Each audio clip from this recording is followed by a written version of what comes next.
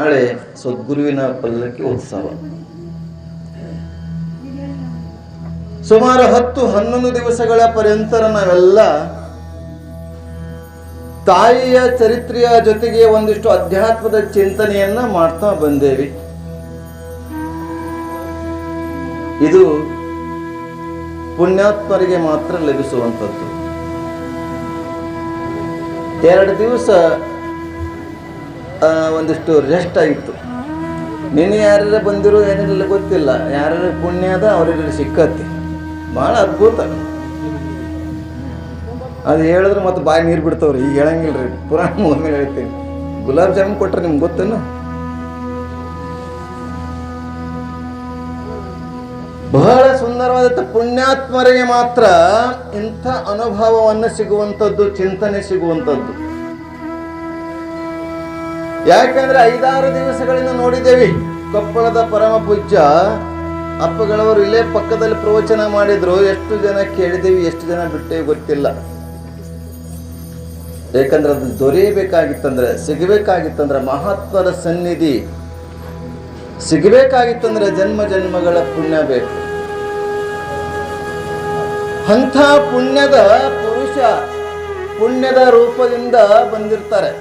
ಗುರುಮಹಾಂತ ಅಪ್ಪಗಳವರಾಗಲಿ, ಮಹಾಶಿವಯೋಗಿ ತಪಸ್ವಿಗಳು, ಹಿಂದಿನ ಗುರುವರ್ಯರು ಮಹಾಂತಪ್ಪಗಳವರಾಗಲಿ, ಈಗ ಗುರುಮಹಾಂತಪ್ಪಗಳಾಗಲಿ, ಎಲ್ಲರೂ ನಮ್ಮ ಊರಿಗೆ ಬಂದು ನಮ್ಮ ಊರನ್ನ ಪುಣ್ಯಕ್ಷೇತ್ರವನ್ನಾಗಿ ಮಾಡಬೇಕಾಗಿತ್ತಂದ್ರೆ, ನಮ್ಮನ್ನೆಲ್ಲ ಉದ್ಧಾರ ಮಾಡಬೇಕಾಗಿತ್ತಂದ್ರೆ ನಾವು ಜನ್ಮ ಜನ್ಮದ ಪುಣ್ಯ ಸುಕೃತ.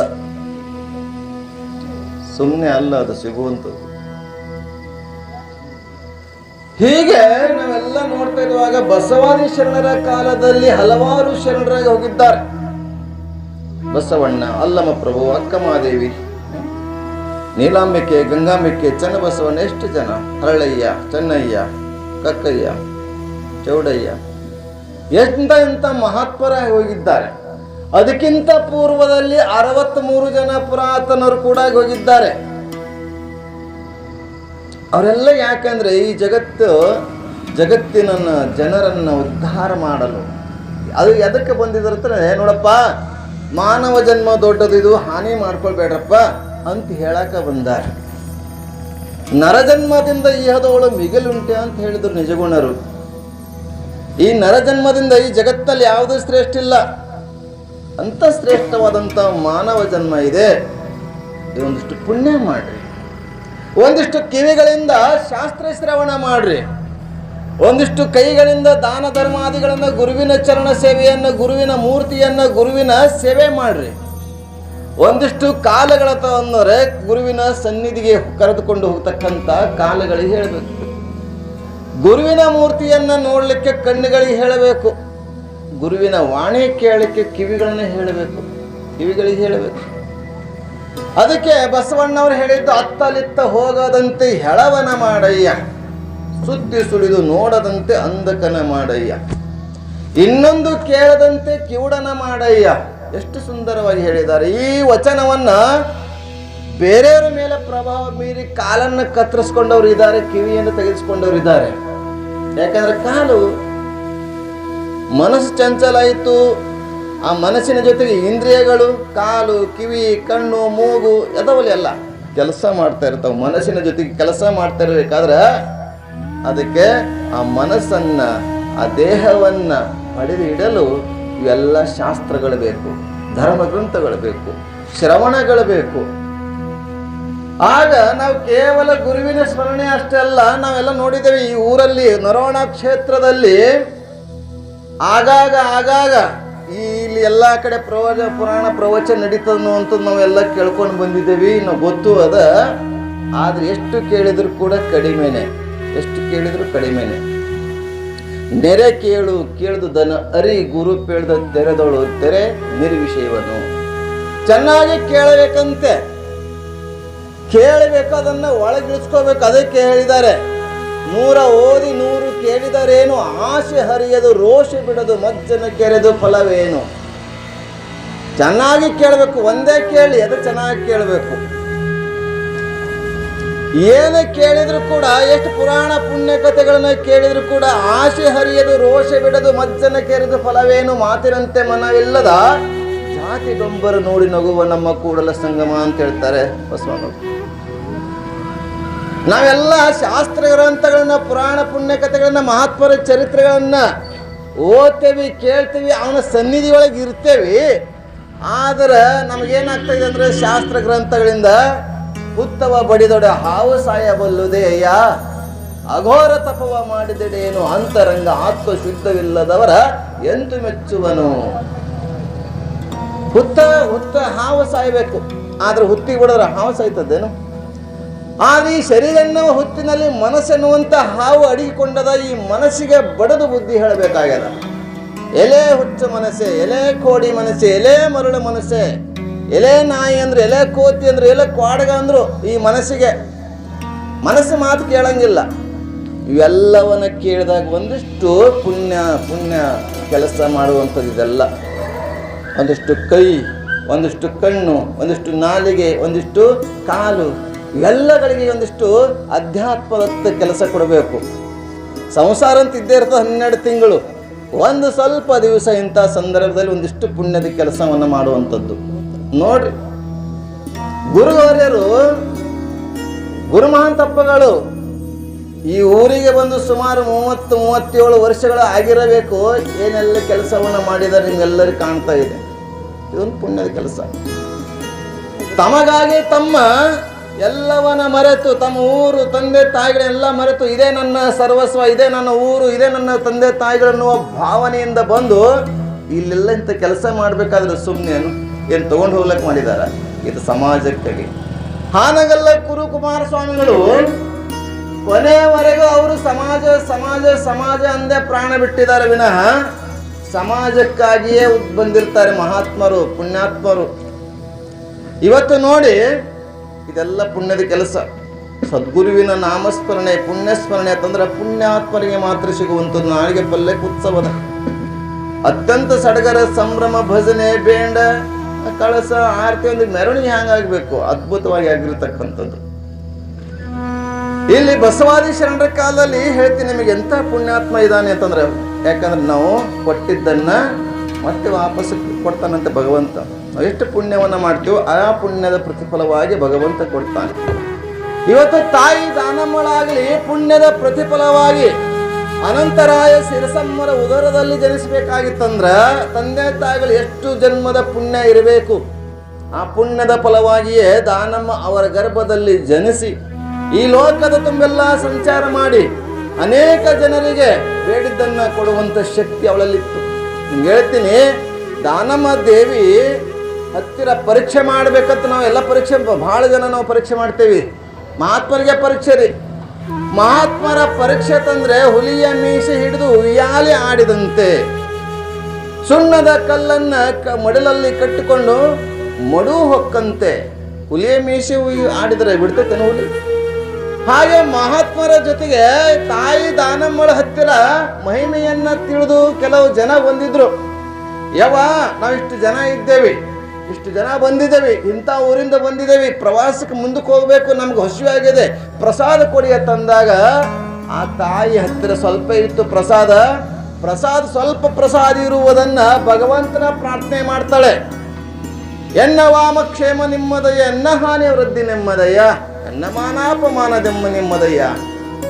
ನೀನೊಲಿದರೆ ಕೊರಡು ಕೊನುರುವುದು, ನೀನೊಲಿದರೆ ಬರಡು ಹಯನುವುದು ಅನ್ನುವ ಅಣ್ಣನವರ ವಚನವನ್ನ ಆಧಾರ ಇಟ್ಕೊಂಡು ದೇವರಿಗೆ ಪ್ರಾರ್ಥನೆ ಮಾಡ್ತಾಳೆ ತಾಯಿ. ಇಷ್ಟೆಲ್ಲ ಭಕ್ತರು ಬಂದಿದ್ದಾರೆ, ಉಪವಾಸ ಕಡಬಾರ್ದು, ಉಪವಾಸ ಕಳಿಸಬಾರ್ದು ಅಂತ ತಿಳ್ಕೊಂಡು ದೇವರಲ್ಲಿ ನನ್ನಲ್ಲಿರ್ತಕ್ಕಂಥ ಸ್ವಲ್ಪ ಪ್ರಸಾದ ಐತಿ, ಆ ಪ್ರಸಾದವನ್ನು ಎಲ್ಲರಿಗೂ ಆಗಬೇಕು ಅನ್ನುವಂಥ ವಿಚಾರದಿಂದ ಪರಮಾತ್ಮನ ಪ್ರಾರ್ಥನೆ ಮಾಡಿ ಪ್ರಸಾದ ನೀಡಕ್ಕೆ ಶುರು ಮಾಡಿದಳು. 100 ಜನ ಊಟ ಮಾಡಿದ್ರು ಕೂಡ ಪ್ರಸಾದ ಹ್ಯಾಂಗಿತ್ತು ಹಾಗೇ ಇತ್ತು ತಾಟ್ನಲ್ಲಿ, ಬಟ್ಲಲ್ಲಿ. ಅಂಥ ದಾನ ಚಿಂತಾಮಣಿ ಅಂತ ತಾಯಿ. ಇಂಥ ಶಕ್ತಿ ಬರಬೇಕಾದ್ರೆ ಸುಮ್ಮನೇನು? ಹಾಗೆಲ್ಲಿ ಬಸವಾದಿ ಶರಣರ ಕಾಲದಲ್ಲಿ ಒಬ್ಬ ಶರಣ, ಅದ್ಭುತವಾಗಿರ್ತಕ್ಕಂಥ ಘಟನೆ ಇದು, ಹೇಳ್ತೀನಿ ನಿಮಗೆ. ಆ ಒಕ್ಕಲತನ ಕಾಯಕವನ್ನ ಮಾಡ್ತಕ್ಕಂಥವನು ಒಕ್ಕಲತನವನ್ನ ಮಾಡ್ತಾ ಮಾಡ್ತಾ ಹೊರ ಒಳ ಎರಡು ಕೂಡ ಸ್ವಚ್ಛವಾಗಿಟ್ಕೊಳ್ತಿದ್ದ. ಹೊರಗಿನ ಒಕ್ಕಲತನ, ಒಳಗಿನ ಒಕ್ಕಲತನ. ಶರೀರ ಎನ್ನುವ ಹೊಲ ಹಸನ ಮಾಡಿರೋ ಪರತತ್ವ ಬೆಳೆಯನ್ನು ಬೆಳೆದುಂಡಿರೋ ಅಂತ ಹೇಳಿದ್ರು. ಹಾಗೆ ಒಕ್ಕಲತನವನ್ನು ಕೇವಲ ನಾವು ಹೊರಗೆ ಮಾಡುವುದಲ್ಲ. ಇವತ್ತು ನಾವು ಮನೆ ಒಳಗಿದ್ದೇವೆ, ಮನೆಗೆ ಸ್ವಚ್ಛ ಮಾಡ್ತಾ ಇದ್ದೇವೆ ಅಂತಂದರೆ ಬೈಕೋತು ಅತ್ತಿಗೆ ಸೊಸೆಗೆ ಹಳೆಗೆ ಮಾವಿಗೆ ಬೈಕೋತು ಕೆಲಸ ಮಾಡ್ತಾ ಇದ್ರೆ ಸ್ವಚ್ಛ ಆಗಲ್ಲ. ಮನೆ ಸ್ವಚ್ಛ ಆಗ್ಬೋದು, ಮನಸ್ಸು ಸ್ವಚ್ಛ ಆಗಬೇಕಲ್ಲ. ಹೇಗೆ ಮನೆ ಸ್ವಚ್ಛ ಆಗ್ತಾ ಇರ್ತದೋ ಹಾಗೆ ಮನಸ್ಸು ಸ್ವಚ್ಛ ಮಾಡ್ಕೊಳ್ತಾ ಇರಬೇಕು. ಹೇಗೆ ಹೊಲ ಸ್ವಚ್ಛ ಆಗ್ತಾ ಇರ್ತದೋ ಹಾಗೆ ದೇಹನೂ ಸ್ವಚ್ಛ ಮಾಡ್ಕೊಳ್ತಾ ಇರಬೇಕು. ಹಾಗೆ ಇಲ್ಲಿ ಕಾಯಕವನ್ನು ಮಾಡ್ತಕ್ಕಂಥ ಶರಣ ಹೀಗೆ ಒಕ್ಕಲತನವನ್ನು ಮಾಡ್ತಾ ಮಾಡ್ತಾ ಹೋಗುವ ಸಂದರ್ಭದಲ್ಲಿ ಕಾಲಮಾನ ಒಂದೇ ರೀತಿ ಇರುವುದಿಲ್ಲರಿ. ಕಾಲಮಾನ ಒಂದೇ ರೀತಿ ಇರುವುದಿಲ್ಲ. ಮಳೆಗಾಲ, ಚಳಿಗಾಲ, ಬೇಸಿಗೆಗಾಲ ನೋಡ್ರಿ, ಮೊನ್ನೆ ಹೆಂಗೆ ಮಳೆ ಬಂತು, ಎಲ್ಲ ಕಡೆ ಮಳೆ ಬಂತು. ಹೀಗೆ ಕಾಲಮಾನ ಬದಲಾವಣೆ ಆಯಿತು. ಬರಗಾಲದ ಸಂದರ್ಭ, ಬರಗಾಲ ಬಂತು. ಈ ಕಡೆ ನೋಡ್ರಿ, ಊರಿಗೆ ಹೋಗೋರು ಬರೋರು ನೋಡ್ಬೇಡ್ರಿ. ನಾನು ನೋಡ್ಕೋತ ಕೂತ್ರೆ ಹೆಂಗೈತಿ ಪರಿಸ್ಥಿತಿ. ಹಾಗೆ ಅಲ್ಲಿ ಬರಗಾಲ ಬಂದಿರುವಂಥ ಸಂದರ್ಭ, 1 ವರ್ಷ ಬರಗಾಲ, 2 ವರ್ಷ ಬರಗಾಲ, 3 ವರ್ಷ ಬರಗಾಲ. ಗೊತ್ತಿದೆ ಬರಗಾಲದ ಪರಿಸ್ಥಿತಿ ಹೆಂಗಾಗ್ತದೆ ನಿಮಗೆಲ್ಲ. ಕಷ್ಟ ಅನುಭವಿಸಿದ್ರೆ ಗೊತ್ತು. 72ರಲ್ಲಿ ಆಗ್ಯದಂತ, ನಾನು ಹುಟ್ಟಿದ್ದಿಲ್ಲ ಅವಾಗಿನ. ಬರಗಾಲ ಅಂತಂದ್ರೆ ಭಾಳ ಕಷ್ಟ ಆಗ್ತದೆ. ನೀರಿಗೂ ಬಡ್ದಾಡಬೇಕು, ಅನ್ನಕ್ಕೂ ಬಡ್ದಾಡಬೇಕು. ಹಾಗೆ ಅನ್ನ ನೀರಿಲ್ಲದೆ ನಾವು ಹಕ್ಕಿ ಪಕ್ಷಿಗಳಾಗಲಿ, ಹಳ್ಳ, ಕೆರೆ, ನದಿ, ಬಾವಿ ಎಲ್ಲ ಒಣಗುವಂಥದ್ದು. ಮರಗಿಡಗಳು ಒಣಗ್ತವೆ, ದನಗಳು ಸಾಯ್ತವೆ ಮೇವು ಇಲ್ಲದೆ. ಇನ್ನೇನು ಮಾಡ್ಬೇಕಂತ ಕೆಲವರೆಲ್ಲ ಊರು ಬಿಟ್ಟು ದುಡ್ಯಾಕ ಬೇರೆ ಊರಿಗೆ ಹೋಗಕ್ಕೆ ಪ್ರಾರಂಭ ಮಾಡ್ತಾರೆ. ಬೇರೆ ಊರಿಗೆ ಹೋದ್ರೆ ದುಡಿದು ಒಂದು ಸಂಪಾದನೆ ಮಾಡಿ ಹೊಟ್ಟೆ ತುಂಬಿಸ್ಕೊಳ್ಬೇಕು ಅಂತ ಹೋಗ್ತಾರೆ. ಆದರೆ ಆ ಶರಣಂತಾನೆ ನಾನು ಇಲ್ಲೇ ಇರ್ತೀನಿ ಅಂತಾನೆ. ಯಾಕಂದ್ರೆ ರಾಮಾಯಣದಲ್ಲಿ ಒಂದು ಮಾತು ಇದೆ, ಅಪಿ ಸುವರ್ಣಮಯ ಲಂಕಾನೋ ರೋಚತೆ ಲಕ್ಷ್ಮಣ ಜನನೇ ಜನ್ಮ ಭೂಮಿಶ್ಚ ಸ್ವರ್ಗಾದಪಿ ಗರಿಯಸಿ. ಜನನೇ ಜನ್ಮ ಭೂಮಿಶ್ಚ ಸ್ವರ್ಗಾದಪಿ ಗರಿಯಸಿ ಅಪಿ ಸುವರ್ಣಮಯ ಲಂಕಾನ ರೋಚತೆ ಲಕ್ಷ್ಮಣ. ಈ ಮಾತನ್ನು ನೆನಪಿಟ್ಕೋಬೇಕು ನೀವೆಲ್ಲರೂ. ಈ ಮಾತಿನಲ್ಲಿ ಏನಿದೆ ಅಂತಂದ್ರೆ, ತಾಯಿ ಮತ್ತು ಜನ್ಮ ಕೊಟ್ಟ ಭೂಮಿ ಸ್ವರ್ಗಕ್ಕಿಂತಲೂ ಶ್ರೇಷ್ಠ ಅಂತ ರಾಮ ಹೇಳಿರುವಂಥದ್ದು ನಾ ಅಲ್ಲ. ಲಕ್ಷ್ಮಣ ರಾಮನಿಗೆ ಕೇಳ್ತಾನೆ. ರಾವಣ ಸತ್ತಿದ್ದಾನೆ, ಕುಂಭಕರ್ಣ ಸತ್ತಿದ್ದಾನೆ, ರಾಮ ಭಕ್ತವಾಗಿರ್ತಕ್ಕಂಥ ವಿಭೀಷಣ ಇದ್ದಾನೆ. ವಿಭೀಷಣ ರಾಮ ಭಕ್ತ, ದೈವ ಭಕ್ತ ಅವನು.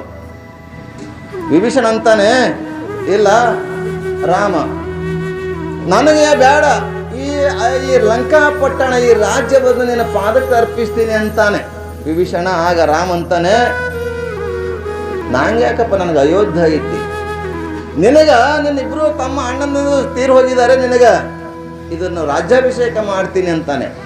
ಆಗ ಲಕ್ಷ್ಮಣ ಅಂತಾನೆ, ಅಣ್ಣ ಎಂತ ಹುಚ್ಚಿದ್ದಿ, ಅಯೋಧ್ಯದೊಳಗೆ ಏನದ, ಇಲ್ಲಿ ಸುವರ್ಣದಿಂದ ಕೂಡಿರ್ತಕ್ಕಂಥ ಈ ಲಂಕಾಪಟ್ಟಣ, ಬಂಗಾರದ ಕಳಸ್ರಿ, ಬಂಗಾರದ ಗೋಪುರ, ಅಂತ ಸುವರ್ಣದಿಂದ ಕೂಡಿರ್ತಕ್ಕಂಥ ಈ ಲಂಕಾಪಟ್ಟಣ ನಿನಗೆ ಅರ್ಪಿಸ್ತಾ ಇದನ್ನಲ್ಲ, ತಗೋ ಅಂತಾನ ಲಕ್ಷ್ಮಣ ರಾಮನಿಗೆ. ಆಗ ರಾಮ ಅಂತಾನೆ, ಇಲ್ಲ ಲಕ್ಷ್ಮಣ, ಇದು ರುಚಿಸುವುದಿಲ್ಲ.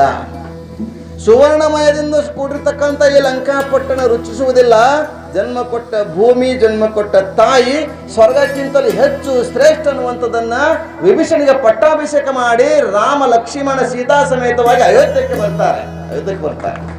ಇಂಥದ್ದನ್ನು ನಾವು ಕಲಿಬೇಕು. ಹಾಗೆ ಇಲ್ಲಿ ರೈತ ಶರಣ ತನ್ನ ಊರಿಂದ ಎಲ್ಲರೂ ಬಿಟ್ಟು ಹೋಗ್ತಾ ಇದ್ರು.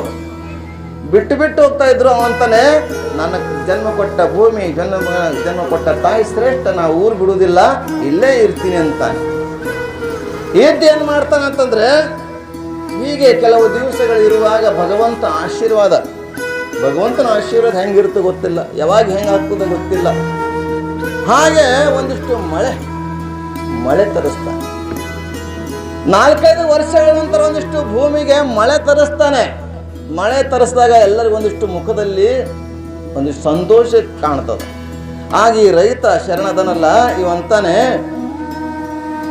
ನನ್ನ ಭೂಮಿನ ಸ್ವಲ್ಪದ ಏನಾದರೂ ಮಾಡಿ ಬಿತ್ತಬೇಕು, ಏನಾದರೂ ಮಾಡಿ ಅದಕ್ಕೆ ಬೆಳೆಸಬೇಕು ಅಂತ ವಿಚಾರ ಮಾಡಿ ಪಕ್ಕದಲ್ಲಿರ್ತಕ್ಕಂಥ ಅವನ ಮನೆಯ ಪಕ್ಕಕ್ಕೆ ಶ್ರೀಮಂತನ ಮನೆಗೆ ಹೋಗಿ ಹೇಳ್ತಾನೆ, ಸಾವುಕಾರ್ರೆ 1 ಸೇರ ಕಡ್ಲಿ ಕೊಡ್ರಿ, ನಿಮ್ಗೊಂದು ಚೀಲ ಕೊಡ್ತೀನಿ. ಒಂದು ಸೇರು ಕಡ್ಲಿ ಕೊಟ್ರೆ ನಿನಗೊಂದು ಚೀಲ ಕೊಡ್ತೀನಿ, ಸಾಲವಾಗಿ ಕಡ ಕೊಡ್ರಿ ಅಂತ ಹೇಳಿದಾಗ ಆಯಿತು. ಒಂದು ಸೇರಿಗೆ ಒಂದು ಚೀಲ ಬರ್ತಾವಲ್ಲ ಅಂತ ತಿಳ್ಕೊಂಡು ಒಂದು ಸೇರು ಅಂತಾರೆ ಸೊಲಗಿ ಅಂತೀರಿ, ಸೇರು ಸೊಲಗಿ ಒಂದು ಮಾಪ ಕೊಡ್ತಾನೆ. ಆಯಿತು ಅಂತ ತಗೊಳ್ತಾನೆ. ಆದರೆ ಈ ಶರಣ ಅಂತಾನೆ ವಿಚಾರ ಮಾಡ್ತಾನೆ, ನನ್ನಲ್ಲಿ ಎತ್ತುಗಳಿಲ್ಲ, ಭೂಮಿ ಇನ್ನೂ ಪಕ್ವವಾಗಿ ಹಸಿಯಾಗಿಲ್ಲ. ನೀವು ಬಿತ್ತಬೇಕಾದ್ರೆ ರೈತರು ನಮ್ಗೆ ಗೊತ್ತದ ಭೂಮಿ ಎಷ್ಟು ಹಸಿ ಆಗಿಬೇಕು ಅಂತ ಗೊತ್ತಿದ್ದು ಇಷ್ಟೇ ಹಸಿಯಾಗಿದೆ, ಇನ್ನೂ ಇದು ಬೆಳೆಯಂಗಿಲ್ಲ, ಇದಕ್ಕೆ ಒಂದಿಷ್ಟು ಏನು ಮಾಡೋದಂತ ರಾತ್ರಿ ಆ ಸೇರು ಕಡಲೆ ಮಾಡ್ತಾನೆ, ನೆನೆ ಹಾಕ್ತಾನೆ. ನೆನೆ ಹಾಕಿ ಮುಂಜಾನೆ ಏನು ಮಾಡ್ತಾನೆ, ಬಿದಿರಿನ ಬುಟ್ಟಿ ಒಳಗೆ ತುಂಬಿಕೊಂಡು ಹೋಗ್ತಾನೆ. ನೆನೆದ ಕಾಳುಗಳನ್ನು ರಾತ್ರಿ ನೆನೆಸ್ತಾನೆ, ನೆನೆ ಹಾಕ್ತಾನೆ, ಮುಂಜಾನೆ ತಗೊಂಡು ಹೊಲಕ್ಕೆ ಹೋಗ್ತಾನೆ ಬಿತ್ತಬೇಕು ಅಂತ. ಬಿದಿರಿನ ಬುಟ್ಟಿ ಒಳಗೆ ಆ ಕಾಳುಗಳನ್ನ ಹಾಕೊಂಡು ಹೊಲಕ್ಕೆ ಹೋಗ್ತಾನೆ. ತನ್ನ ಭೂಮಿಗೆ ಹೋಗಿ ಇನ್ನೇನು ಕಾಳುಗಳನ್ನ ಕೈಲೇ ಬಿತ್ತಬೇಕು. ಯಾಕಂದ್ರೆ ಎತ್ತುಗಳಿಲ್ಲ, ಎತ್ತುಗಳು ಆಲ್ರೆಡಿ ಅವಾಗೆ ಮಾರಿದ್ದ.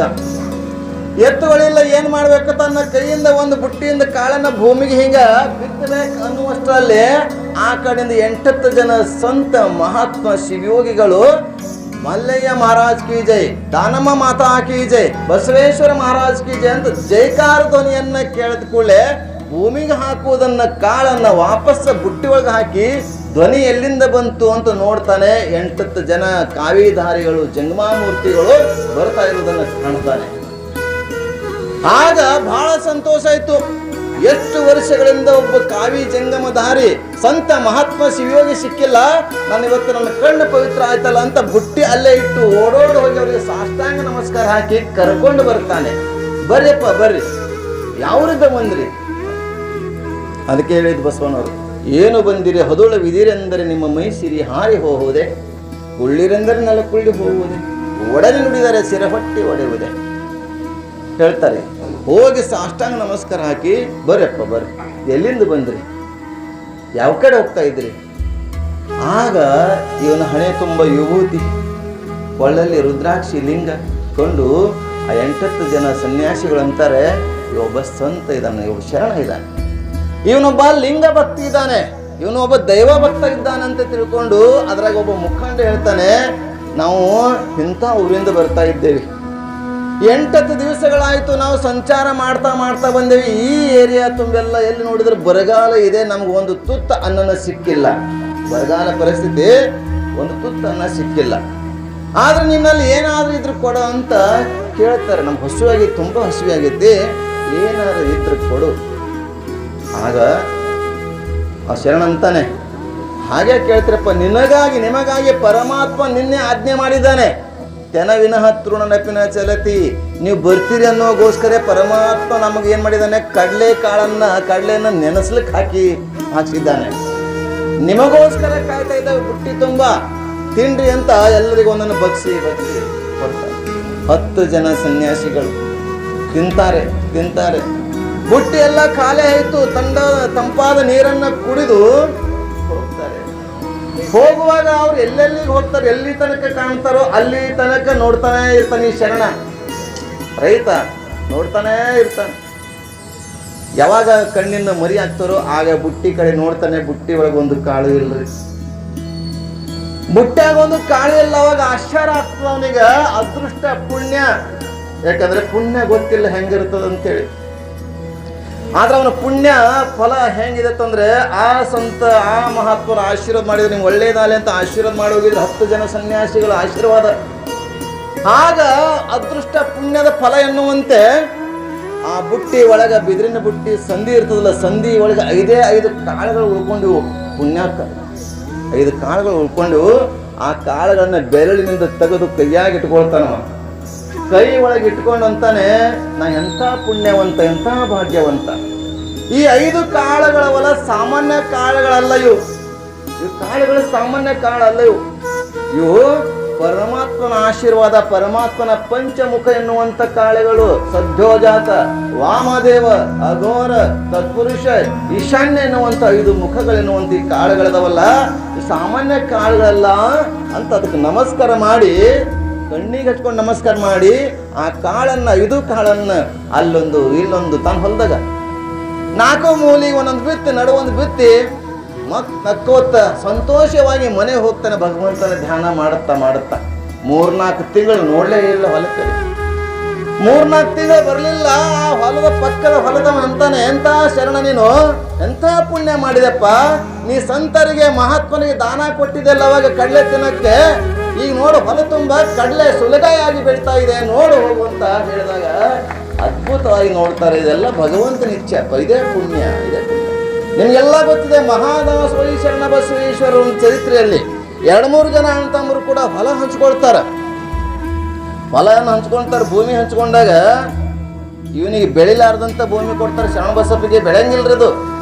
ಆ ಭೂಮಿಯನ್ನು ಹದ ಮಾಡಿ ಜೋಳ ಬಿತ್ತಿದ್ರು, ಬೆಳೀತು. ಹಕ್ಕಿ ಪಕ್ಷಿಗಳು ಬಂದು ತಿನ್ನಕ್ಕೆ ಶುರು ಮಾಡಿದ್ರು ಕೂಡ ಪಾಪ ಹಕ್ಕಿ ಪಕ್ಷಿಗಳು ಎಲ್ಲೋ ದೂರವಾಗಿ ನೀರು ಕುಡಿಬಾರ್ದು ಅಂತ ತಿಳ್ಕೊಂಡು ದಂಟಿಗೂ ಕೂಡ ಪರೇಣಿ ಕಟ್ತಾರೆ. ಪರೇಣಿ ನೀರನ್ನು ಹಾಕಿ ಪರೇಣಿಯನ್ನು ಕಟ್ತಿದ್ರು. ಮೊದಲೆಲ್ಲ ನೋಡ್ರಿ, ನಮ್ಮ ಮನೆಗಳಲ್ಲಿ ಹಳೆ ಮನೆಗಳಿದ್ರೆ ಒಂದು ಸುತ್ತೆಲ್ಲ ಮನೆಗಳು ನಡು ಒಂದು ಬೈನ್ ಗಿಡನೋ ಯಾವುದೋ ಒಂದು ಗಿಡ ಇಡ್ತಾರೆ. ಆ ಗಿಡಕ್ಕೆ ನೀರು ಹಕ್ಕಿ ಪಕ್ಷಿಗಳು ಬರಲಿ ಅಂತ ಒಂದು ಪರೇಣಿ ಕಟ್ತಿದ್ವು. ಈಗ ಎಲ್ಲಿ ಗಿಡನಿಲ್ಲ, ಮನೇನಿಲ್ಲ. ಹಂಗೆ ಎಷ್ಟು ಚಂದ ಇರ್ತೈತಿ ಹಿಂದಿನ ಕಾಲದಲ್ಲಿ. ಶರಣ ಬಸಪ್ಪ ಅಂತ ದಾಸೋಹ ಅಂತ ಹೆಸರು ಬಂದಿದ್ದು ಅದಕ್ಕೇನೆ. ಪರೇಣಿ ಕಟ್ಟದ ಹಕ್ಕಿ ಪಕ್ಷಿಗಳು ಹೋಗಬಾರ್ದು. ಕಂಕಿ ಗೊತ್ತದ, ಕಾಳು ಹೋದ್ಮೇಲೆ ಕಂಕಿ ಉಳಿತದ. ಕಂಕಿ ಮುರಿಯಕ್ಕೆ ಯಾರೂ ಬರಲಿಲ್ಲ. ಅಜ್ಜಿ ಬಂದಳು, ಕೊಟ್ಟರು. ಯಾಕಂದ್ರೆ ಅಜ್ಜಿಗೆ ಯಾರೂ ಕರೆಯೋರಿಲ್ಲ, ಕಣ್ಣು ಕಾಣ್ತಿದ್ದಿಲ್ಲ, ಕೈ ಬಟ ಮುರಿಯಕ್ಕೆ ಬರ್ತಿದ್ದಿಲ್ಲ, ಕೈಯಲ್ಲಿ ಶಕ್ತಿ ಇಲ್ಲ, ಕಾಲಲ್ಲಿ ಶಕ್ತಿ ಇಲ್ಲ ಅಂತ ಅಜ್ಜಿ ಬಂದು, ನಾನೇ ಬರ್ತೀನಪ್ಪ, ಊರಲ್ಲಿ ಯಾರು ಇಲ್ಲ, ನಾನು ಒಬ್ಬಕ್ಕೆ ಕುಡ್ತೀನಿ, ಯಾರೂ ಕರೆದಿಲ್ಲ ಅಂತ ಬಂದು ಮುರಿದು 5 ಬಕ್ಷಿ ಕೊಟ್ಟರು. ಕುಟ್ತಾ ಹೋಗ್ತಾಳೆ ಅಜ್ಜಿ. ರಾಶಿಯಾಗಿ ಜೋಳ ಬೆಳೆದ್ರು, ರಾಶಿಯಾಗಿ ಶರಣ ಬಸಪ್ಪ ರಾಶಿ ಮಾಡ್ದ. ಅಂಥ ದಾಸೋಹಿ, ಅಂಥ ಮಹಾತ್ಮ. ಹಕ್ಕಿಗಳಿಗೆ ಅದರ ಕಾಲನ್ನೇ ತೂರಿ ಬಿಟ್ಟ, ಹಕ್ಕಿಗಳೇ ಅರನೆಂದು ದಾಸೋಗ ಬಿಟ್ಟ. ಅಪ್ಪ ಶರಣಪ್ಪ, ಅಪ್ಪ ಶರಣಪ್ಪ,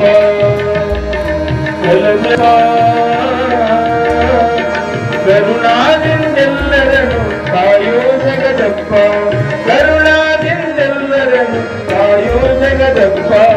ಅಪ್ಪ ಶರಣಪ್ಪ, ಅಪ್ಪ ಶರಣಪ್ಪ, ಕಲಬುರಗಿ ಅಪ್ಪ,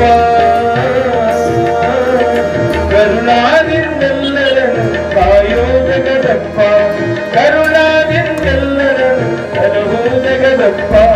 ಅಪ್ಪ ಶರಣಪ್ಪ, ಅಪ್ಪ ಶರಣಪ್ಪ.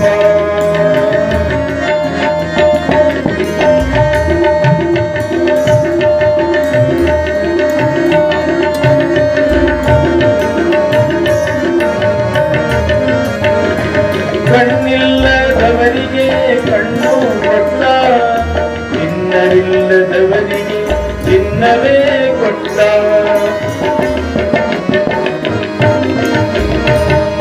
ಕಣ್ಣಿಲ್ಲದವರಿಗೆ ಕಣ್ಣು ಕೊಟ್ಟ, ಚಿನ್ನವಿಲ್ಲದವರಿಗೆ ಚಿನ್ನವೇ ಕೊಟ್ಟ.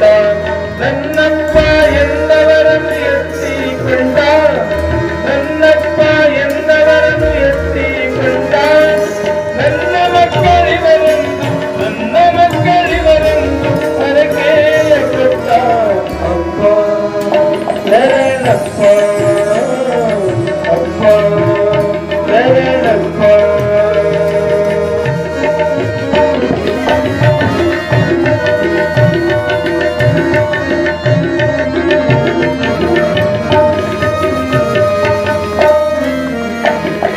ಮಕ್ಕಳಿಲ್ಲದವರಿಗೆ ಮಕ್ಕಳು ಕೊಟ್ಟ, ಮಕ್ಕಳು ಬೇಕೆಂದವರಿಗೆ ಕೊಡುವುದೇ ಬಿಟ್ಟ.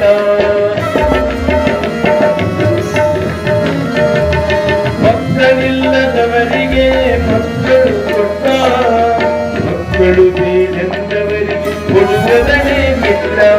ಹಕ್ಕಿಗಳಿಗೆ ಹೊಲದ ಕಾಳನ್ನೇ ತೂರಿ ಬಿಟ್ಟ, ಹಕ್ಕಿಗಳಿಗೆ ಹೊಲದ ಕಾಳನ್ನೇ ತೂರಿ ಬಿಟ್ಟ.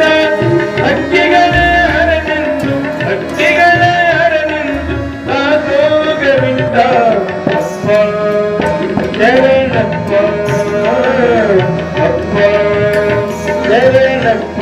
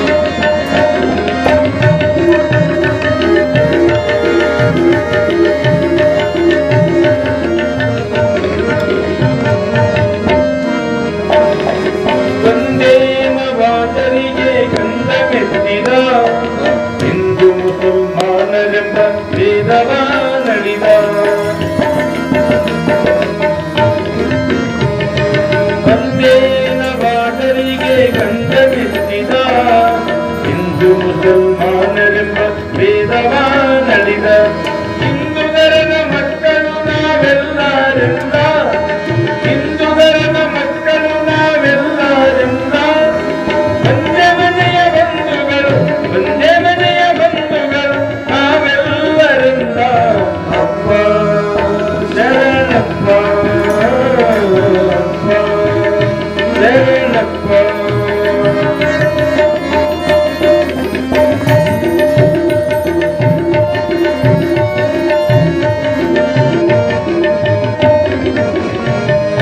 ಹನುಮನ ಭಾವಗಳೆಲ್ಲ ದುರವಿನಂತೆ ಅನುವಾಗಿಸಿ ಅಂತಾಗಿ ನಿಂತಾನಂತೆ ಹನುಮನ ಭಾವಗಳೆಲ್ಲವೂ ದುರವಿನಂತೆ ಅನುವಾಗಿಸಿ ಅಂತಾಗಿ ನಿಂತಾನಂತೆ ಗುರುಶಿಷ್ಯರು ಬೇರಿದ್ದರು ಒಂದಾದರಂತೆ ಗುರುಶಿಷ್ಯರು ಬೇರಿದ್ದರು ಒಂದಾದರಂತೆ ಎರಡು ಮುಖವಂತೆದೆಯ ಎರಡು ಮುಖವಂತೆದೆಯ ಚಿತ್ರದಲ್ಲಿರುವಂತೆ ಅಪ್ಪ ಶರಣಪ್ಪ ಶರಣಪ್ಪ ಕಲಬುರಗಿಯಪ್ಪ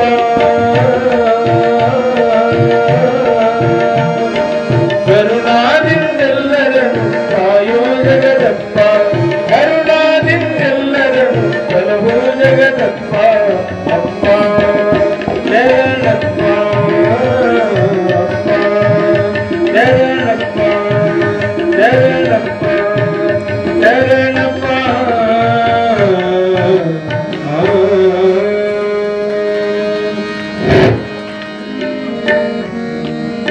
ಸದ್ಗುರು ಶ್ರೀ ಗುರು ಮಹಂತ ಶಿವಯೋಗಿಗಳ ಹಾಗೂ ಜಯ ನಮಃ ಪಾರ್ವತಿ ಪತಿ ಶಿವ ಹರ ಹರ ಮಹಾದೇವ दानम्मा देवी माता की जय गुरुमान शिवयोगी महाराज की जय क्षेमलिंगेश्वर महाराज की जय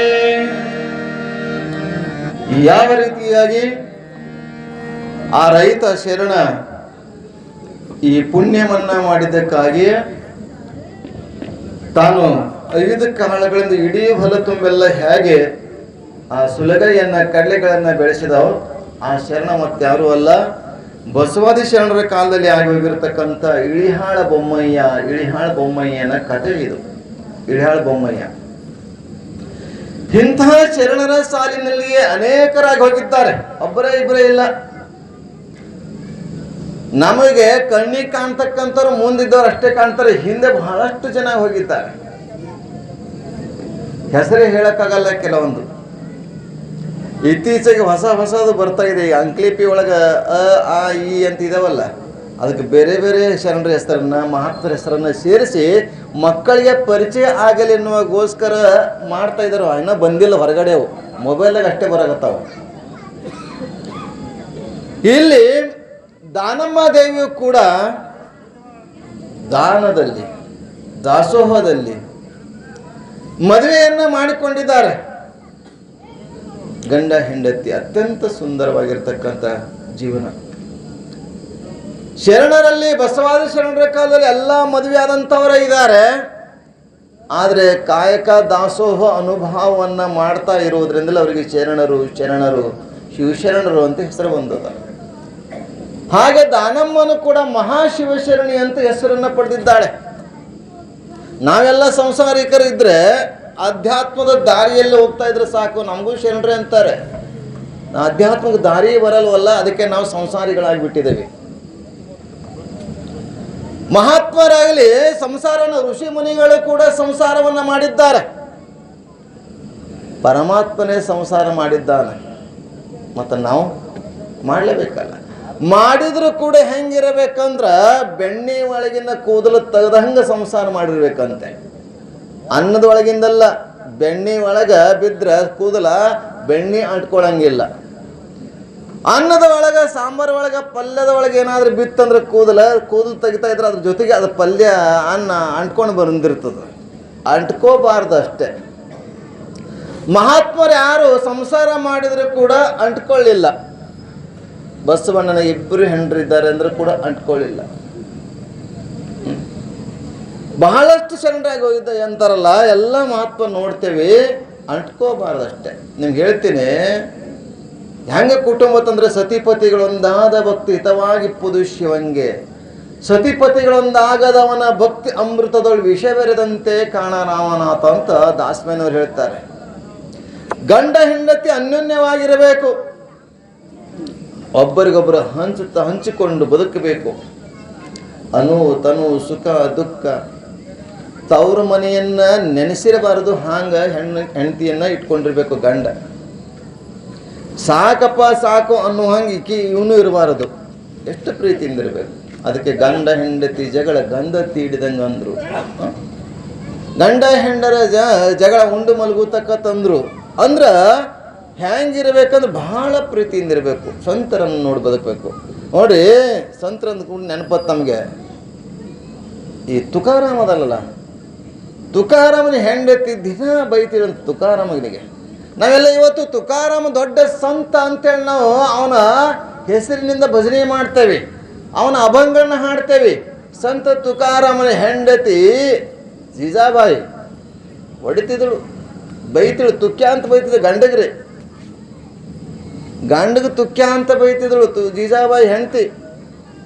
ಒಂದು ಸಲ ಯಾರೋ ಕೇಳ್ತಾರೆ, ತುಕಾರಾಮ ನೀವು ಪಂಡರಿನಾಥನ ಪುಂಡಲಿಕನ ಭಕ್ತ, ಸತತ ವಿಠಲ ವಿಠಲ ಅಂತ ಸ್ಮರಣೆ ಮಾಡ್ತೀರಿ, ಇಂಥ ಹೆಂಡತಿ ಸಿಕ್ಕಳಲ್ಲ, ದಿನ ನನಗೆ ಬೈತಾಳಲ್ಲ, ನಿನಗೇನು ಅನಿಸ್ಲಿಲ್ಲ ಅಂತ ಕೇಳಿದಾಗ ತುಕಾರಾಮ್ ಅಂತಾರೆ, ಇಂಥ ಹೆಂಡತಿ ಸಿಕ್ಕಳಂತ ನಾ ದೇವ್ರ ಧ್ಯಾನ ಮಾಡ್ಲಿಕ್ಕೆ ಅನುಕೂಲ ಆಗೈತೆ. ದೇವ್ರ ಧ್ಯಾನ ಮಾಡ್ಲಿಕ್ಕೆ ಇದು ನಮ್ಮ ಸರಳತೆ ಬರಬೇಕು. ಎಂತ ತುಕಾರಾಮ್ ಒಂದು ಸಲ ಹೊಲಕ್ಕೆ ಹೋಗಿದ್ದ, ಯಾರೋ ಭಕ್ತರು ಹೊಲಕ್ಕೆ ಕರ್ಕೊಂಡು ಹೋಗಿದ್ರು. ಪಾಪ ಹೊಲ ಹೋಗಿ ನೋಡ್ಕೊಂಡು ಎಲ್ಲ ಹೆಜ್ಜೆ ಇಟ್ಟು ಎಲ್ಲ ಕಡೆ ಓಡಾಡ್ನೋ ಅಂತೇವಲ್ಲ. ಮಹಾತ್ಮರು ಯಾರೇ ಬಂದರು, ಗುರುಗಳು ಯಾರ್ಯಾರು ಬಂದ್ರೆ ನಮ್ಮ ಒಂದಿಷ್ಟು ಹೊಲದಾಗ ಹೆಚ್ಚು ಹೆಜ್ಜೆ ಇಡ್ರಿ ಅಂತೇವಿ. ಹಾಗೆ ಹೆಜ್ಜೆ ಇಟ್ಟಿದ್ದ. ಒಂದಿಷ್ಟು ಕಬ್ಬು ಬೆಳೆದಿದ್ರು, ಕಬ್ಬು ಕೊಟ್ಟರು. ಕಬ್ಬು ತಂದು ಹೊರಿ ಒಂದು 8 ಗಣಿ ಇರ್ಬೋದು ಉದ್ದ ಕೋಲ ತರಬೇಕಾದ್ರೆ ಹುಡುಗರು ನನಗೆ ಅಜ್ಜ ನನಗೆ ಮುತ್ಯ ಅಂತ ಎಲ್ಲ ಬಂದು ಎಲ್ಲ ತಿಂದರು, ಎಲ್ಲ ಇಸ್ಕೊಂಡ್ರು. ಪಾಪ ಅವ್ನು ಕೊಟ್ಟ ಎಲ್ಲ ನನ್ನ ಮಕ್ಕಳು ಅವ್ರೇನು, ಅವ್ರ ಮಕ್ಕಳೆಲ್ಲ ಒಂದೇ ಅಂತೇಳಿ ಎಲ್ಲರೂ ಕೊಟ್ಕೋತ ಒಂದೇ ಒಂದು ಉಳಿದಿತ್ತು. ಹೆಂಡತಿ ದೂರಿಂದ ನೋಡ್ಕೋತ ನಿಂತಿದ್ಳು. ಬಾಕಲ್ ಮುಂದೆ ನನಗೆ ನೋಡ್ಕೋತ ನಿಂತಿದ್ದಳು. ಈ ತುಕ್ಯನಲ್ಲ, ಯಾರೋ ಭಕ್ತರು ಕೊಟ್ಟಿರ್ತಾರೆ, ನಮ್ಮ ಮಕ್ಕಳು ಹೆಂಡತಿ ಎಲ್ಲ ತಿಲ್ಲಿ ಅಂತೇಳಿ ಕೊಟ್ಟಿರ್ತಾರ. ದಾರಾಗೆಲ್ಲ ಹಿಂಗೆ ದಾನ ಮಾಡ್ಕೋತ ಬಂದ್ರೆ ನನಗೇನು ಕೊಡ್ತಾ ನೀವ, ಬರಲಿ ಅವ್ ಮನೆಗೆ ಅಂತೇಳಿ, ಮನೆಗೆ ಬರಲಿ ಅಂತ ಅಂದ್ಕೊಂಡು ಕಾಯ್ತಾ ಇದ್ದಳು. ಅವ ಒಂದು ಗಣಿ ಹಿಡಿದಿತ್ತು ಅಷ್ಟೇ, ತಗೋ ಅಂತೇಳಿ ಕೊಡ್ತಾನೆ. ತಗೊಂಡು ಕೊಡ್ಲ, ನಿನ್ನ ನಾಚಿಕೆ ಮಾನ ಮರ್ಯಾದೆ ಬುದ್ಧಿ ಆಯ್ತಿಲ್ಲ ಅಂತ ಅದೇ ಕಬ್ಬು ತೊಗೊಂಡು ಬೆನ್ನಾಗ ಒಂದು ಹೊಡಿತಾಳಂತ. ಗಂಡಿಗೆ ಹೊಡೆದು ಕೊಳ್ಳೆ ಕಬ್ಬ 3-4 ಗಣಿ ಆಗಿದ್ದು. 4 ಗಣಿ ಆದ ಕೂಡಲೇ ಅವ ಎಂತಾನೆ, ಎಂಥ ವಿಠಲ ಎಂಥ ಪುಣ್ಯಪ್ಪ, ಒಂದೇ ಗಣಿ ಇದ್ರೆ 4 ಮಂದಿಗೆ ಹಂಚ್ಕೊಳಕ್ಕೆ 2 ಮಕ್ಕಳಲ್ಲ, ಮತ್ತೆ 4 ಮಂದಿ ನಾವು 4 ಆಗಲಿ ಅಂತ, ಎಂಥ ಪುಣ್ಯಪ್ಪ, ನೀನೇ 3-4 ಭಾಗ ಮಾಡಿಯಲ್ಲ ಅಂತಾನೆ. ದೇವ್ರ ಮೇಲೆ ಹಾಕ್ತಾನೆ, ಎಂಥ ಭಾಗ. ಆದರೆ ಈ ರೀತಿ ಜೀವನ ಆಗಬೇಕು ನಮ್ಮದು. 36 ಆದಂಗೆ ಆಗಬಾರ್ದು. 60 ಬರೋ 36 60 ಹೆಂಗದ್ರಿ ಬಸವಣ್ಣ? ಸಂಸಾರ ಚಂದ ಐತಲ್ಲ, ಆನಂದ ಐತೆ, ಹಂಗಿರ್ಬೇಕು. ಹಾಗೆ ಇಲ್ಲಿ ಇಬ್ರು ಗಂಡ ಹೆಂಡತಿದ್ರು ಕೂಡ ಸೋಮನಾಥ ಮತ್ತು ದಾನಮ್ಮ ಎಷ್ಟು ಪ್ರೀತಿಯಿಂದಿದ್ರು. ಭಾಳ ಅನ್ಯೋನ್ಯ ಪ್ರೀತಿ. ಈ ಪ್ರೀತಿಯನ್ನ ಅವರು ಕೂಡ ಅಷ್ಟೇ ಭಗವಂತನ ಮೇಲೆ ಭಾರ ಹಾಕಿ. ಸೋಮನಾಥ ಅಂದ್ರೆ ಕೂಡ ಅವನು ಶಕ್ತಿಯನ್ನು ಪಡೆದಿದ್ದ, ಅವನು ಭಗವಂತನ ಸ್ವರೂಪ. ಒಂದು ಸಲ ಸೋಮನಾಥ ದೋಣ್ಯಾಗ ಕೂತ್ಕೊಂಡು ಹೋಗ್ತಾ ಇದ್ದಂತೆ, ನಾವಿನೊಳಗೆ ನಾವನಾಗ ಹೋಗ್ತಾ ಇದ್ದ. ನಾವನಾಗ ಹೋಗ್ತಾ ಇರಬೇಕಾದ್ರೆ ಇರ್ತಾರಲ್ಲ ಕೆಲವರೆಲ್ಲ ಈ ಇರುವಿಕೆ. ಯಾಕಂದ್ರೆ ಸಾಧು ಸಂತರು ಮಹಾತ್ಮರು ಹಿಂಗೆ ಇರ್ಬೇಕಂತ ಇಲ್ರಿ ನಿಯಮ. ಹೆಂಗೆ ಬೇಕಾದಂಗೆ ಇರೋದೇ ಸಾಧು, ಹೆಂಗೆ ಬೇಕಾದಂಗೆ ಇರೋದೇ ಸ್ವಾಮಿ. ಸುಮ್ಮನೆ ನಮಗೆ ಒಂದು ಅಧಿಕಾರ ಅಂತ ಮಠ ಅಂತ ಮಾಡಿರಿ ಅಷ್ಟೇ ಊರಾಗ, ಗುರುಮಠ ಅಂತೇಳಿ. ಸ್ವಾಮಿ ಸಾಧು ಗುರು ಹಿಂಗೆ ಇರಬೇಕನ್ನುವಂತ ಏನಿಲ್ಲ. ಆನಂದ ಇರಬೇಕಪ್ಪ. ಬಂದ ಭಕ್ತರಿಗೆ ಒಂದಷ್ಟು ಧರ್ಮದ ಬೋಧನೆ ಮಾಡುವುದು, ಆನಂದ ಇರುವುದು, ಹಕ್ಕಿಯಂಗಿರೋದು, ಯಾವ ಬಂಧನಕ್ಕೆ ಒಳಗಾಗದೇ ಇರುವಂಥದ್ದು ಸ್ವಾಮಿ ಸಾಧು ಮಹಾತ್ಮ. ನಿಮಗೆಲ್ಲ ಗೊತ್ತಿದೆ, ಬಾಗಲಕೋಟದಲ್ಲಿ ಗದ್ದನಕೇರಿ ಕ್ರಾಸ್ ಇದೆ. ಬಾಗಲಕೋಟೆ ಆ ಕಡೆ ಹುಬ್ಬಳ್ಳಿ ಧಾರವಾಡ ಹುಬ್ಬಳ್ಳಿಗೆ ಎಲ್ಲ ಹೋಗ್ತಿದ್ರಂದ್ರೆ ಗದ್ದನಕೇರಿ ಕ್ರಾಸ್ ಅಂತ ಬರ್ತೈತಿ. ಗದ್ದನಕೇರಿ ಕ್ರಾಸ್ನಲ್ಲಿ ಲಡ್ಡು ಮುತ್ಯ ಅಂತ ಆಗಿ ಹೋಗಿದ್ದಾರೆ. ಲಡ್ಡು ಮುತ್ಯ ಈಗ ಅಲ್ಲಿ ಗುಡಿ ಕಟ್ಟ್ಯಾರ, ಮಠನ ಆಗೈತಿ, ಅವ್ನ ಮೂರ್ತಿನೂ ಮಾಡ್ಯಾರ. ಲಡ್ಡು ಮುತ್ಯ ಅಂತಂದ್ರೆ ನಮ್ಮಲ್ಲಿ ಆಗಿ ಹೋಗಿದ್ದಾನೆ. ಇಲ್ಲಿ ಬಾಗಲಕೋಟೆ ಸಮೀಪದ ಗದ್ದನಕೆರೆ ಕ್ರಾಸ್. ಹೆಂಗಿದ್ದಂದ್ರೆ ಯಾರಾದ್ರೂ ಅವನು ಭೇಟಿ ಆಗಬೇಕಾಗಿತ್ತಂದ್ರೆ ಅವನಿಗೆ ಬಿಡಿ ಒಯ್ದು ಕೊಟ್ಟರೆ ಭೇಟಿ ಆಗ್ತಿದಂತ. ಅವ್ರ ಮಹಾತ್ಮರಿಗೆ ಇರ್ತದೆ. ಒಬ್ರಿಗೆ ಗಾಂಜಾ ಸೇದ್ರೆ ಭೇಟಿ ಆಗ್ತಾರೆ, ಒಬ್ರಿಗೆ ಬಾಟ್ಲಿ ಒಯ್ದ್ರೆ ಭೇಟಿ ಆಗೋಂಥವ್ರು ಅದಾರ ಸ್ವಾಮಿಗಳು ನಮ್ಮಲ್ಲಿ. ಆದ್ರೆ ಅವನು ಬಿಡಿ ಒಯ್ದು ಕೊಟ್ಟರೆ ಭೇಟಿ ಆಗ್ತಿದ್ದ, ಅವನು ಹೊಸ ಬಟ್ಟೆ ಏನಾದರೂ ಕೊಟ್ಟರೆ ಹರಿದು ಹಾಕ್ತಿದ್ದ ಚೀಲ, ಈ ಜೋಳ ಚೀಲ ಇರ್ತಾವಲ್ಲ, ಜೋಳ ಚೀಲ ಸುತ್ಕೊಳ್ತಿದ್ದ. ಗಟ್ರದಲ್ಲಿ ನೀರೇ ಕುಡಿಯೋದು, ಗಟ್ರದ ಎಲ್ಲಿ ಬೇಕಾದಲ್ಲಿ ಇರುವುದು, ಎಲ್ಲಿ ಬೇಕಾದ್ರೆ ಓಡಾಡೋದು. ಆ ಲಡ್ಡು ಮುತ್ಯ ಹೆಸರೇನದು ಗೊತ್ತಿಲ್ಲ, ಇವತ್ತು ಯೂಟ್ಯೂಬ್ದಾಗ ತೆಗೆದ್ರೆ ಬರ್ತೈತಿ ಲಡ್ಡು ಮುತ್ಯ ಅಂತೇಳಿ, ಬಾಗಲಕೋಟೆ. ಅವನು ಹಿಂಗೆ ಎಲ್ಲ ಹಿಂಗೆ ಬಜಾರ್ದಾಗ ಬಂದಂತ ಒಂದು ಸಲ, ಯಪ್ಪ ಎಲ್ಲ ನಿನ್ಗೆ ಮಹಾತ್ಮ ಅಂತಾರೆ, ನಮ್ಮಲ್ಲಿ ಯಾಕೋ ಮಳಿನೇ ಆಗಲ್ಲ, ಅದು ಭಾಳ ದಿವಸ ಆಯಿತು. ಅವನು ಮತ್ತು ಲಡ್ಡು ಇಷ್ಟ ಅವನಿಗೆ ರೀ. ಯಾರ ಹೋಟೆಲ್ಗೆ ಹೋದ್ರೆ ಲಡ್ಡು ತಿಂದರೆ ಆವತ್ತು ನಮ್ಮದು ಹೋಟೆಲ್ ಭಾಳ ಏನಂತ ಏರ್ತಿತ್ತಂತೆ, ವ್ಯಾಪಾರ ಜಾಸ್ತಿ ಆಗ್ತಿತ್ತಂತೆ. ಹಾಗೆ ಬಜಾರಕ್ಕೆ ಬಂದಾಗ ಅಂದ್ರಂತೆ, ಯಪ್ಪ ಏನು ಮಳೆನೇ ಇಲ್ಲ, ಬರಗಾಲ ಅದ, ಒಟ್ಟೆ ಮಳೆನೇ ಬರ್ತಾಯಿಲ್ಲ, ಮತ್ತು ಆಶೀರ್ವಾದ ಮಾಡಬೇಕು, ಎಲ್ಲ ನಿನಗೆ ಮಹತ್ವ ಅಂತಾರೆ ಅಂದ್ಕೊಳ್ಳಿ. ಅವ ಅಂತನ ಹೋಟೆಲ್ದಾಗ ಹೋಗಿದ್ದಲ್ಲ, ಕೈಯಾಗ ಲಡ್ಡು ತಿನ್ಕೋತೆ ಬಂದಿದ್ದಂತೆ. ಯಾವಾಗ ಇವರು ಅಂದರು ಜನ ಎಲ್ಲ, ಯಾವಾಗ ಆಕಾಶಕ್ಕೆ ಲಡ್ಡು ಹಾರಿಸದಂತ, ಆಕಾಶಕ್ಕೆ ಲಡ್ಡು ಹಾರಿಸದ, ಲಡ್ಡು ಅಂದ್ರೆ ಗೊತ್ತಿಲ್ಲ, ಬುಂದ್ಯ ಗಟ್ಟಿ ಮಾಡಿದ್ದು ಬುಂದ್ಯ ಲಡ್ಡು, ಆ ಮ್ಯಾಲೆ ಹಾರಿಸಿದ ಆ ಲಡ್ಡುನ ಜೊತೆಗೆ ಮಳೆನೇ ಬರ್ತಂತೆ. ಮಳೆ ಬಂದು ಅವನಿಗೆ ಅವಾಗ ಲಡ್ಡು ಮುತ್ಯ ಅಂತ ಹೆಸರು ಬಂದಿದ್ದು. ಆ ಲಡ್ಡು ಹಾರಿಸಿದ್ರೆ ಸಾಕು, ಅದ್ರ ಜೊತೆಗೆ ಮಳೆನೇ ಬಂತು. ಹಿಂಗೆ ಅಂಥ ಮಹಾತ್ಮರಾಗಿದ್ದಾರೆ. ಈ ಸಲಗರ್ ಇಲ್ಲೇ ಅದು ಸಾಂಬಸ್ವಾಮಿ ನೋಡಿ, ನೀವೆಲ್ಲ ಎಂಥ ಪಾವಡ ಪುರುಷರು ಅವರೆಲ್ಲ. ಅಲ್ಲಿ ಇಲ್ಲಿ ಇವರೇ ಒಬ್ಬ ಪಾವಡ ಪುರುಷರು. ಅಂಥ ಒಂದು ಮಹಾತ್ಮರ ಸಾಲಿನಲ್ಲಿ ಇರ್ತಕ್ಕಂಥ ದಾನಮ್ಮ ಸೋಮನಾಥ ನಾವಿನೊಳಗೆ ಕುತ್ಕೊಂಡು ಆ ಕಡೆ ಹೋಗ್ಬೇಕಾಗಿತ್ತು. ಅವಾಗ ಎಲ್ಲರಂತಾರೆ, ನೋಡು ನೀವು ಬಂದರೆ ನಾವು ಬರೋಂಗಿಲ್ಲ, ನೀವು ಇವನಿಗೆ ಇಳಿಸ್ರಿ ಅಂತ ನಾವೀಗ ಅಂಬಿಗನಿಗೆ ಹೇಳ್ತಾರೆ. ಆ ನಾವು ನಡ್ಸೋನಿಗೆ ಹೇಳ್ತಾರೆ, ಅವನಿಗೆ ಇಳಿಸ್ರಿ, ನಾವು ಬರಲ್ಲ ಅವನ ಜೊತೆ ಇದ್ರ ಅಂತ. ಯಾವಾಗ ಅವರು ನಾವಿನಿಂದ ಇಳಿಸಿದ್ರು ಸೋಮನಾಥನಿಗೆ, ಆ ಸೋಮನಾಥನ ಹತ್ತಿರ ಒಂದು ಕಂಬಳಿ ಇತ್ತು. ಕಂಬಳಿ ಏನು ಮಾಡ್ತಾನೆ, ನೀರೊಳಗೆ ಹಾಸಿ ಅದ್ರ ಮೇಲೆ ಕುತ್ಕೋತಾನೆ. ಕಂಬಳಿ ಮೇಲೆ ಕುತ್ಕೊಂಡು ನದಿ ದಾಟಕ್ಕೆ ಶುರು ಮಾಡ್ತಾನಂತೆ. ಆಶ್ಚರ್ಯ ಆಗ್ತದೆ ಜನರಿಗೆ. ಇವರು ನಾವಿನಲ್ಲಿ ಕುತ್ಕೊಂಡಂಥವ್ರು ನೋಡ್ತಾ ಇರ್ತಾರೆ. ಮಧ್ಯಕ್ಕೆ ಹೋಗಿತ್ತು, ನಾವು ಗಾಳಿಯಲ್ಲಿ ಅಲ್ಲಾಡ್ತಾ ಇತ್ತು, ಇನ್ನೇನು ಮುಳುಗುತ್ತದ ಅನ್ನುವಷ್ಟರಲ್ಲಿ, ಅಪ್ಪ ನಿನ್ನ ಮಹಿಮೆ ಅರಲಿಲ್ಲ ಸೋಮನಾಥ, ನಿಮ್ಮನ್ನ ರಕ್ಷಣೆ ಮಾಡಬೇಕು, ನನ್ನ ಕಾಪಾಡಬೇಕು ಅಂತ ಕೇಳಿದಾಗ, ಆಗ ಕೈ ಮಾಡಿದಂಥ ಸೋಮನಾಥ ಕೈ ಮಾಡಿದಾಗ ನಾವು ನೆಟ್ಟಿಗೆ ಹೋಯ್ತು.